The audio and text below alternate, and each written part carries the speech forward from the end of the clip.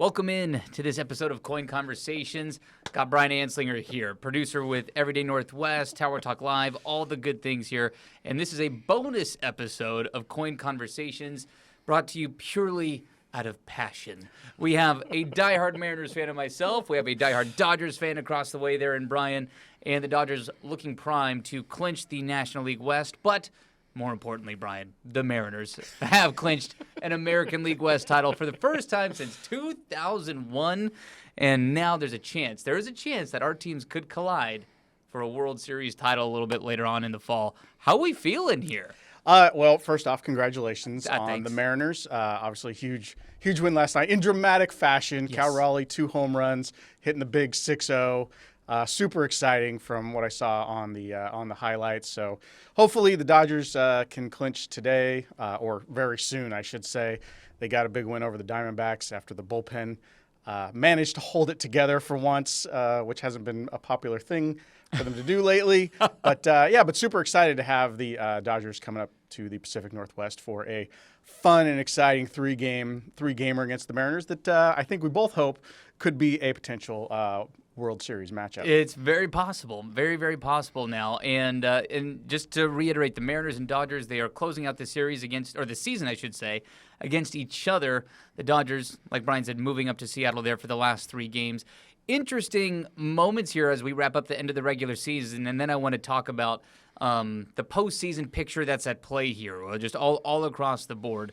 But as we sit right now, the Mariners on the American League side of things, when they are set to host the Dodgers, depending on how games wrap up, we're taping this before the games are played here on Thursday, September 25th.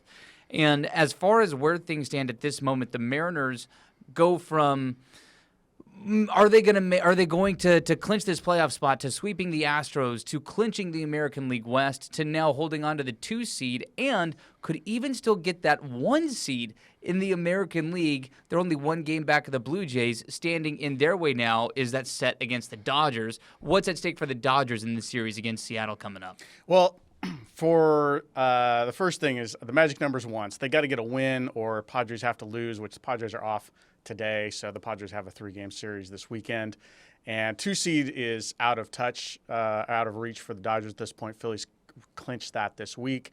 So really their most important thing is just getting the division clinched, getting that wrapped up so that they don't have to host or so that they can host the 3-game or the best of 3-game wild card playoff with the Phillies looming theoretically, potentially in the divisional round. So but I think the biggest thing that people are going to be looking for is just the performance of the bullpen. We'll get into it a little bit later, but the Dodgers bullpen has been really, really struggling lately, and hopefully they're making some changes, which I think could be fun for the postseason, and I believe we might see a little preview of that in this Mariners series. Yeah, we absolutely could. Okay, so we're going to dive into all things Mariners and Dodgers here over the next 20-25 minutes or so. Brian, selfishly, and I'm going to lead with the Mariners here. History has been achieved here. Again, clinching their first division title since 2001.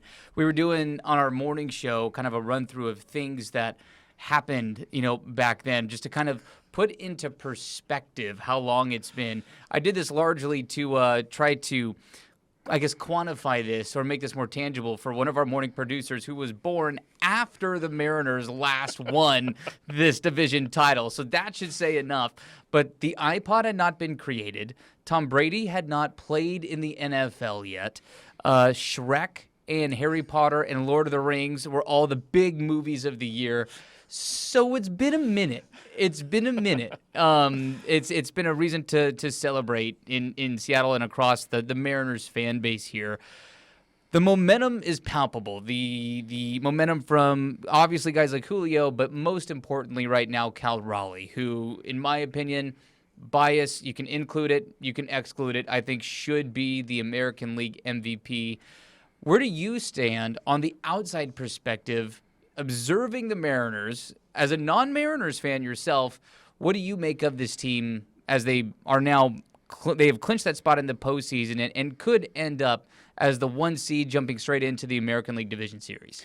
First off, look, wiping out the Astros in that series, the last, was it over the weekend? On the road? On the road was a thing of beauty. As a Dodgers fan, I hate the Astros with furious passion. So to see the Mariners just really beat them up was just incredible. Yeah. And it's clear that there is something very special about this team. You can see it with just seeing the highlights on social media, from what's happening in the dugout to the dramatic walk-off wins to how excited everybody gets when Raleigh hits a home run or somebody makes a big play. You can tell there's great chemistry with this team. And look, good winning playoff teams have great chemistry. They have guys who can keep it loose. They have guys who are having fun. And it is very, very tangible that the Mariners have something special. And it's exciting for fans, I'm sure, to be along for the ride. And then, the most exciting thing, I think, is just the rallying back from being down. I know there was a point in the season where you probably, your hopes were sunk a little bit. Oh, yeah. But then they made this just furious comeback to get back in the race, overtake the Astros, clinch the division in incredible fashion.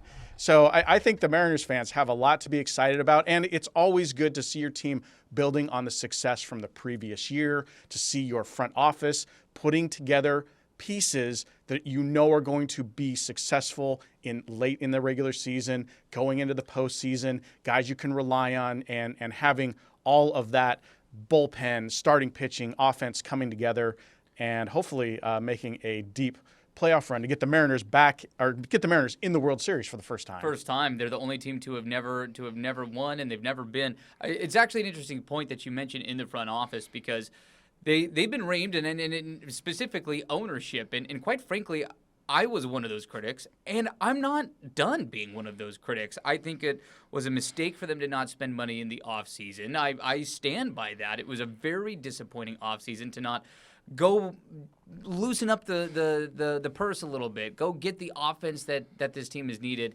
And they did not expect, there's nobody that expected Cal Raleigh to go from a very good player, of course, a Platinum Glove winner, that's the best defensive player, period. Not just best catcher, best defensive player, period, last year, to have this season that he has had and bring the Mariners into contention, on top of, of course, the performances of the pitching staff, especially late, what the offense has done. But they still needed those pieces, and the trade deadline was the first time all year where I felt like finally they're getting the guys that they need. They added Josh Naylor. They added Gino Suarez, welcoming him back to Seattle. And now the roster does feel complete. Victor Robles healthy. He's finished the suspension. So now this team is feeling complete. They are largely healthy. It's unique. When you look at what Cal Raleigh has done, and I know we'll talk about his MVP chances. Of course, Shohei Ohtani on the other side with the National League, once again the front runner to win that MVP race with your Los Angeles Dodgers. But if you told me a catcher doing what he is doing, just purely from an offensive perspective and an offensive side of things, is able to stay healthy, getting behind the plate as much as he is, it's incredible. And you need those things to work out if you're going to make a postseason run or potentially win a World Series title. Absolutely. And look, Raleigh's success is the heart and soul of where this team, the Mariners, where they're going. The Dodgers have had some really incredible catchers over the years. I remember Mike Piazza, a slugging catcher, very similar to Cal Raleigh. And, but he wasn't the defensive star that Raleigh is, and I think that brings a lot. And then the Dodgers have Will Smith, who unfortunately has been out with a small fracture in his hand, hoping to get him back for the playoffs. But his bat in the lineup for the Dodgers makes an incredible difference because it adds that right-handed power element that they sometimes don't get from Teoscar Hernandez has brought it a little bit. But from the catching position, when you have a player who is bringing offense in addition to running the pitching staff, in addition to calling games, and all the other stress that puts on that position, and then you have a guy that's going out there hitting 20, 30, 40, 60 home runs. Yeah. There's very, very few guys who can do that in the league. And when you have one, it makes an incredible difference. And we're seeing the difference with teams like the Mariners, teams like the Dodgers, who and other, I think Real Muto with the Phillies, having guys like that. Those are the teams that are ending up in the postseason because they have a position that gives them a strategic offensive advantage in addition to, strong defense and helping the pitching staff come along. So it's phenomenal to see Cal Raleigh's performance and to see a player, just a young guy, make a big leap like this into the MVP conversation, really from kind of, maybe you could see it coming, maybe you couldn't, but he's clearly the front runner and definitely deserves it with where he's carried the Mariners. If anybody says they saw 60 bombs coming from Cal Raleigh, they are lying right to your face. And that's not to say that he wasn't a power hitter, because he hit 30, 35 bombs in 2024. But to all of a sudden jump to 60, and we're not even done yet. The record, the American League record, is Aaron Judge at 62 home runs. As we tape this, there are 4 games left. It's not out of the mathematical equation that he could reach that milestone. He's already hit the most home runs for a catcher in a single season. He's already hit the most home runs by a switch hitter in a single season, overtaking Salvador Perez and Mickey Mantle in both those categories, respectively. I get that I'm wearing a Mariners jersey. I get that I'm wearing a Mariners hat. I get that this is my team. I do feel like that I can remove myself enough to say he should be the MVP of the American League when he's put up those kinds of numbers, created this kind of history, leading all of the majors in home runs, and is still managing one of the best pitching staffs in baseball, still getting behind the plate nearly every single day. To me, the case for MVP is not close, and I think it'd be a crime if it goes to Aaron Judge. And that's not me knocking his season. Aaron Judge is having an awesome season, still hitting home runs, hitting for average, but don't tell me what he does defensively as a right fielder comes close to holding a candle to what Cal has done defensively and offensively. And look, and I think that's, when you're talking about this matchup, this potential MVP matchup that we have with the Mariners and Dodgers this weekend, I mean, you think about 2 guys who, what makes them so special is the position that they play and the position they excel at. Shohei Ohtani has been he obviously didn't pitch much the first part of the year. He's recovering from an elbow injury, but he's back on the mound pitching every 5 or 6 days. And last outing, pitched into the 6th inning, he's throwing 100 miles an hour. He's arguably, in a staff that's loaded with talent, the best player, best pitcher that they have at the moment. And you look at Raleigh. Again, going back to catching is the most difficult thing to do in baseball besides hitting the baseball. Yeah. And he excels at it. So, again, to have someone who is that talented behind the plate, and then they go out and do what he's done with the bat, I think there's no real argument that he's the MVP in the American League. I think people will make the case because, Aaron Judge is in New York, and obviously that's going to carry a lot of eyeballs. It matters, yeah. It matters. The media market matters. Yeah. But look, Judge has also been in the MVP race repeatedly over his career because he's a super talented player. Yes, absolutely. And we have seen that sometimes in other sports, particularly basketball and in football, where people are looking for a new star to put a crown on. And I think Cal Raleigh is admirable, and certainly the season he had, he definitely deserves it. Yeah, I'm with you on that front. I think that all makes a lot of sense. Okay, let's switch gears and talk about your Dodgers just a little bit more because their race is super interesting right now. Of course, they are the defending world champs, and they're back in it again. Expectations as a Dodgers fan versus a Mariners fan are 2 very different fan base expectations. Dodgers Certainly. Still on top of the NL West right now, but it's been a little bit of a roller coaster for Dodgers fans. Take us through how your fan base is feeling. Well, look, it's like nobody wants to win the NL West. The Padres have been terrible in the last month and a half, and so have the Dodgers. So somehow the Dodgers are still ahead by 2 games, I believe, at last check. Magic number is 1, so hopefully they'll get that clinched here in the next game or 2. Mm-hmm. But look, this team is built around its starting pitching and its offense. I have said repeatedly to friends and anybody else who listen, like, the Dodgers should score 6+ runs a game. And at the first half of the season, they pretty much did that. The offense was hadn't suffered many injuries at that point. And when you have the top of the lineup with Ohtani and Mookie Betts and Freddie Freeman, and you get down to Max Muncy, who is a power hitter, Will Smith, who we mentioned earlier, and on, you have guys who can carry the offense at times. So, but then something happened after the All-Star break, and I don't know if anybody can really put their finger on it, but mostly it was due to injuries and guys trying to get back into shape. Muncy was out for a little bit. He is really a key component in their lineup as a left-handed power hitter, lower down, and he gets on base. The guy takes walks. He doesn't swing at bad pitches, and the success of the Dodgers offense really is him being able to get the lower half of the lineup turned over. Yeah. And then to have the 7, 8, 9 hitters getting on base ahead of Ohtani and Betts. And they just, for some reason, they had guys who were hitting 7, 8, 9 who were getting on base, and then either in key moments they wouldn't get a hit from Ohtani or Betts. Mookie was really struggling with, except for maybe like once he got into September, he kind of turned it on. It's like August he was really struggling, and so on. And then the starters started to round out. We got Blake Snell back. Glasnow came back. And now the starting pitching is just as solid. It is right up there with the Mariners and is really going to be the strength of this team heading into the playoffs. Plus, they just got Roki Sasaki back, who the young arm that they picked up from Japan. He's going to be part of the bullpen now.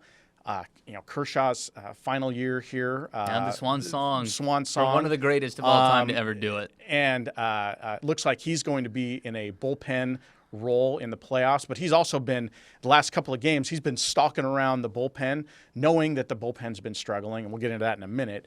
And went in last night and pitched the 9th inning in a tie game and got 3 up and 3 down, which has really been the bugaboo for the bullpen is they keep letting the first guy get on base and it just snowballs and they haven't had much confidence and been trying to work through the bullpen blues. But going into this final series and then into the playoffs, really it's the offense is strong.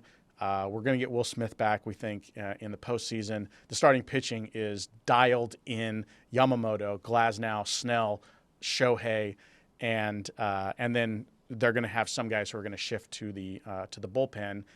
And then the bullpen struggles have just been terrible. They have 27 blown saves. See, that's really the only true Achilles heel, in my opinion, of this Dodgers team. Because at the end of the day, there's the talent on the pitching staff. There's the talent, when you look 1 through 9. Guys like Mookie, maybe they go through a slump, but Mookie Betts is Mookie Betts. I still want him on my team, right? I look at the back end of the Dodgers bullpen, and that's really the spot where I have the biggest question mark, and I don't think I'm alone there.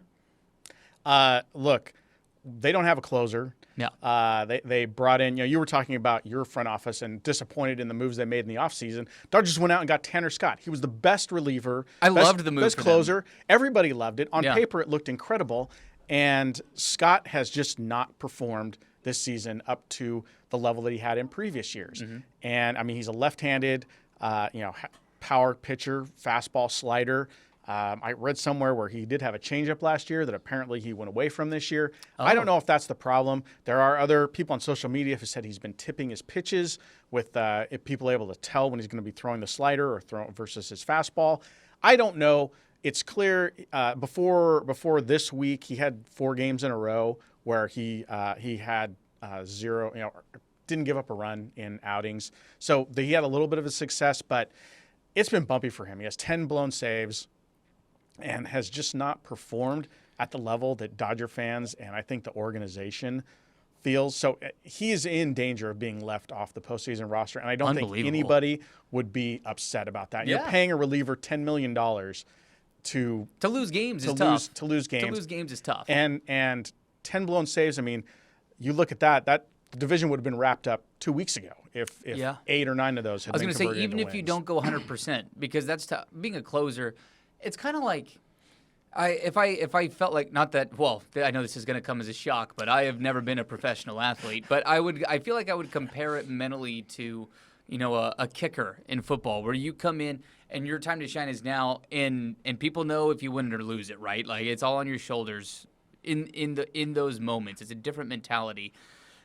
And with that said, it's difficult. And even if Tanner Scott only blew 1 or 2 of those saves and got 80% of them, it's a different picture for your Dodgers right now. I'm looking at, let's talk about the picture, actually. I've got the postseason picture up. Right now, if the season ended today, again, taping this before the games are played on Thursday, September 25th, your Dodgers are the 3 seed in the National League, which means they would play the 6 seed, the third wild card in the Mets. That'd be the New York Mets right now. If the season ended today, and this is the matchup, this is what you got, the winner of Dodgers-Mets goes on to take on the Phillies. How are you feeling? I mean, look, as long as they can win the division, which I think is going to happen, and they're hosting the way that that's set up, the division winner hosts all 3 of the wild card games, I'm not worried. They have a great home record, playing before the home fans, everybody's sleeping in their own bed. Yeah. The Mets got to travel all the way out to the West Coast. Mm-hmm. Tough fan base too. Tough, yeah. That's a tough road matchup. Tough road matchup. And I know the Reds are right in there too. The Diamondbacks, I think the Diamondbacks suffered a huge loss last night when they couldn't come back against the Dodgers all the way. So, so I think I really, out of all the teams, I would probably prefer to play the Reds. But I think coming into a short series like this, you just don't want to run into a hot pitcher. The Reds have Hunter Green, who's is incredible. So good. He just pitched against I love him his and Steens stuff. faced off yesterday, which was a great matchup. But so you don't want to run into that, and obviously you lose the first game of a 3-game series. You really are up against it pretty quick, particularly if you lose it at home. So, but I think I'm very confident in the starting pitching holding things down, in the offense coming through in the postseason, and look, nobody's a better manager in the majors than Dave Roberts. I think that they're going to make some changes in the bullpen. They've got some things that they can shake up. And again, they kind of previewed that a little bit yesterday with Sasaki going into the pen and Kershaw coming out of the pen. And I think you're going to see more of that. They talked about on the broadcast, they're going to have guys like Glasnow and Yamamoto may come out of the pen on their throwing days. So, usually if you're not aware of how starting pitching routines work, usually they pitch every 5 or 6 days. In the middle of that, they'll do side work, which usually involves throwing 50, 60, 70 pitches at 80, 90%. You're ramping up. Yeah, to ramp up and stay loose. And the plan is for those days, for the starters to use those days coming out of the pen, theoretically. So you might see things where Shohei Ohtani might go 6 innings and Kershaw may come in and finish the game, or Sasaki may come in and pitch 2 or 3 innings. So they're going to be creative with how they use the bullpen and using the side work of the starting pitchers, because look, they're going into the postseason with 7 guys who can start games. Emmett Sheehan, who I haven't even mentioned yet, is this kid they brought in who's been pitching phenomenal in his last 4 or 5 starts. Hitting 95 plus on the gun and great breaking stuff. He's going to be in the bullpen. So they have, and they're getting some guy. Brock Stewart is coming back, a guy they picked up at the trade deadline. So they're going to have some resources to use out of the pen, and that means guys like Blake Treinen, who we've relied on in the past, who was a huge part of the team last year in the bullpen, the dogs that they called them, and wrapping up the World Series win. Those guys are going to be. They're going to be low leverage back of the bullpen guys this time because they just haven't been performing in the last 2 months of the season. And really, those poor showings have put the Dodgers in the position where coming in the last week of the season, they still haven't clinched the division. And we'll see. I mean, though, it is still they'll likely clinch the division with that. It's a 2.5 game lead over the Padres right now, so they are still looking good to do it. But it does still depend on where things stand in terms of the situation with the Mariners, and do they still need to play to maybe go get a 1 seed? All that still needs to be figured out. So we are going to talk about a little bit more about the Mariners postseason picture here in a little bit. We do have to take a break. I almost forgot, Brian. I was getting carried away. We're going to continue this baseball conversation on the other side. All right, welcome back as we continue this bonus coin conversations as Brian Anslinger and myself, Travis Tite, continue to dive into all things baseball, postseason baseball, Mariners and Dodgers specifically. I want to tidy up this conversation around the Mariners and their postseason and what this looks like right now. So again, the way things stand as we are taping this is the Mariners would be the Mariners would be the 2 seed. The Mariners would be the 2 seed, which means they would jump over the wild card round. They would host in the American League Division Series. They would have home field advantage. It is possible that this goes a number of different ways. The Mariners could overtake the Blue Jays and get the 1 seed in the American League, or they stay where they are with the 2 seed, or slip down to the 3 seed. Those are all options on the table depending on what happens with the last 4 games of the regular season. But let's talk about where things stand here today for the Seattle Mariners in this moment in time. Right now, again, they would jump over the wild card series. They get that bye into the ALDS. That wild card series, the Mariners would play the winner of Cleveland, Detroit, 2 AL Central teams on very different trajectories right now. Man, I hope Detroit wins that one. I am absolutely hoping Which for I something wouldn't like have said that. in June, I'm but- go Tigers all day right now if you're a Mariners fan. And the reason for that is because if you just rewind the clock a handful of days, the Tigers had that 2 seed. They were the team that was in control, looking like they were going to get that bye from the wild card round into the ALDS, and now they are fighting for their life, trying to hang on to that 6 seed. Now, it's between them and the Houston Astros to make that happen. At last check right now, as I go, let me pull up the divisional standings to make sure that I'm accurate in this. But the Tigers, they now have a 1-game lead over the Astros for that 6 seed. That's the final spot. That's that 3rd and final wild card spot there for the American League. But they have lost, after being in control, 9 of their last 10. If they still make the postseason, which with 4 games to go is very much a question mark, I would love to see, as a Mariners fan, the Tigers beat the Guardians, because the Guardians are hotter than the sun, just like the Mariners are right now. They have been on fire. The Guardians have won, just like the Mariners, 9 out of their last 10. So I don't want to face Cleveland, but that's the situation Seattle could be facing. But let me ask you this, Brian. We know who we would want the Mariners to be facing if this is how the bracket ends up looking. But if the bracket stays this way, the other wild card series, Yankees, Red Sox.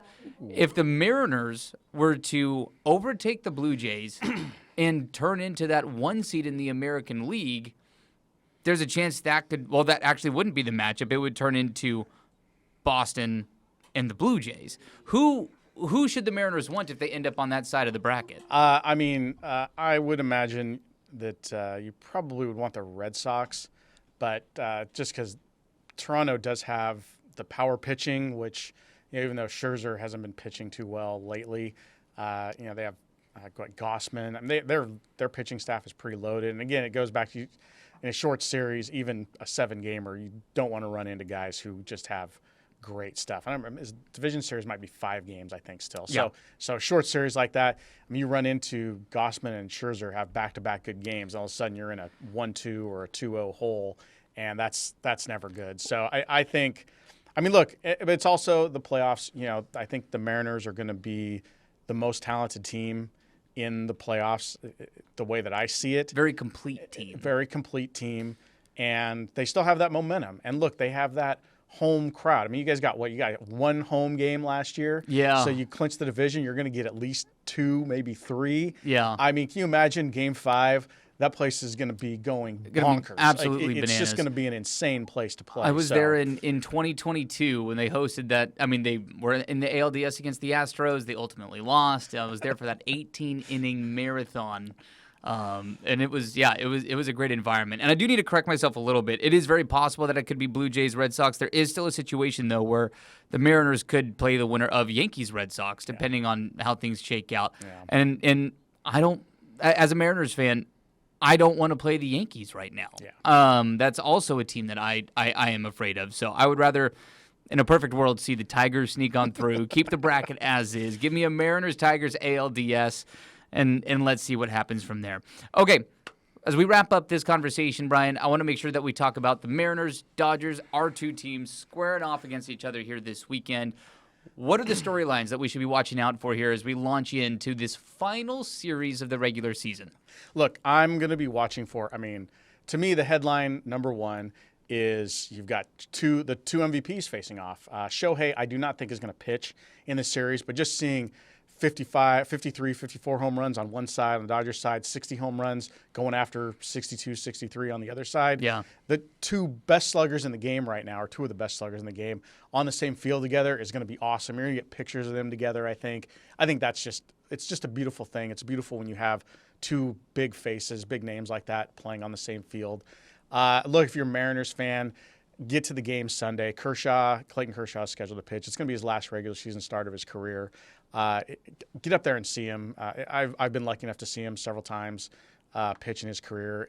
Get there early, watch him warm up. Yeah. You know, the guy is he's an incredible talent, the best pitcher of this generation.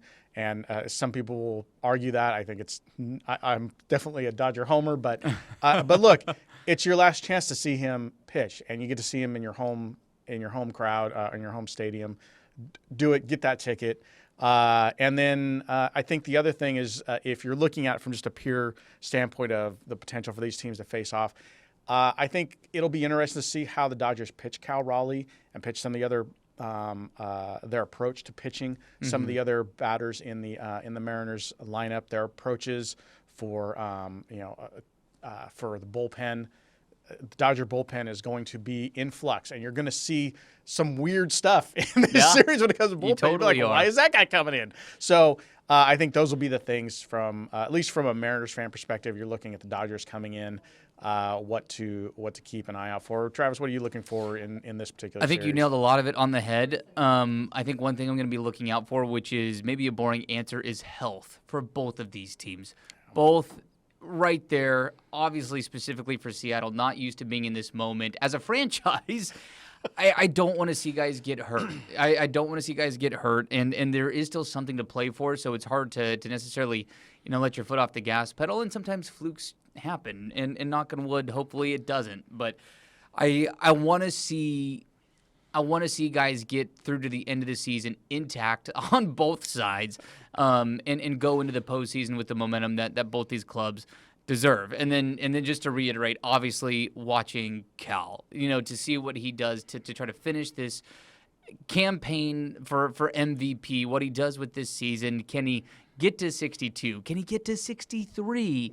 All of which is still on the table, and I want to see how that all shakes out. So I think there's a lot to keep track of, and of course, just the divisional standings and the wild card standings for the Dodgers and the Mariners, and just what this does to the postseason picture. All things to be keeping an eye on.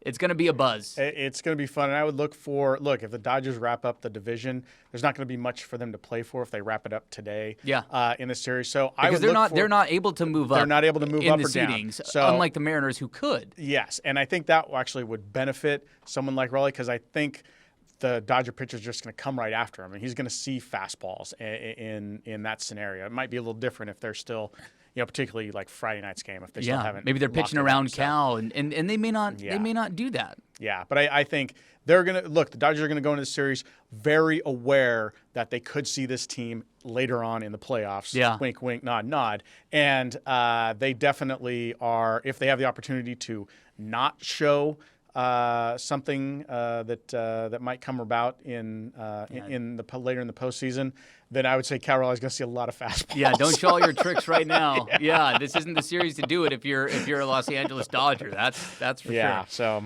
Well, good luck to both of our squads. Indeed. It's fun to be talking playoff baseball. You're used to it. I'm not. And welcome to the postseason, my friend. Man, the water's warm over here. The water's warm. Brian, appreciate you. Good luck to your Dodgers. Same to you. More luck to my Mariners. Definitely. All right.